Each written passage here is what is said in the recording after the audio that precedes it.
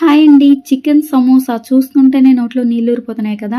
మరి ఈ tasty chicken సమోసాని ఇంట్లో ట్రై చేసేయండి మరి. ముందుగా స్టవ్ వెలిగించుకొని ప్యాన్ పెట్టుకొని 2 టేబుల్ స్పూన్‌లు ఆయిల్ యాడ్ చేసుకొని, ఆయిల్ మరిగిన తర్వాత సన్నంగా కట్ చేసుకున్న 1 కప్పు ఉల్లిపాయ ముక్కలు, పచ్చిమిర్చి ముక్కలు వేసుకొని వేయించుకోవాలి. అవి కాస్త వేగిన తర్వాత చికెన్‌ని బోన్‌లెస్ చికెన్ తీసుకొని చిన్న ముక్కలుగా కట్ చేసుకొని చికెన్ కూడా వేసుకొని 2 నిమిషాల పాటు ఆయిల్‌లో వేయించుకున్న తర్వాత ఉప్పు, కారం, గరం మసాలా యాడ్ చేసుకొని చికెన్‌ని మూత పెట్టి నీళ్లు వేయకుండా ఒక్క పావు గంట సేపు ఉడికించుకోండి. పావు గంట తర్వాత ఉడికిపోయిన చికెన్ స్టఫింగ్ ని స్టవ్ ఆపేసి పక్కన పెట్టేసుకోండి. ఇప్పుడు 2 కప్పుల గోధుమ పిండిలో ఉప్పు వేసుకొని చపాతీ పిండిలా కలిపేసుకోవాలి.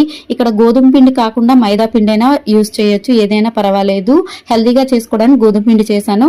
అందులో నుంచి పిండి ముద్దలు తీసుకొని చపాతీల్లో ఒత్తుకొని జస్ట్ ఒక బబుల్ వచ్చేంత వరకు కాల్చుకొని తర్వాత ఇలా సమోసా షీట్లను రెడీ చేసుకుని మధ్యలో స్టఫింగ్ పెట్టి రెడీ చేసుకున్న సమోసాలని డీప్ ఫ్రై చేసుకోవడమే. అంతే అండి, చికెన్ సమోసా రెడీ అయిపోయి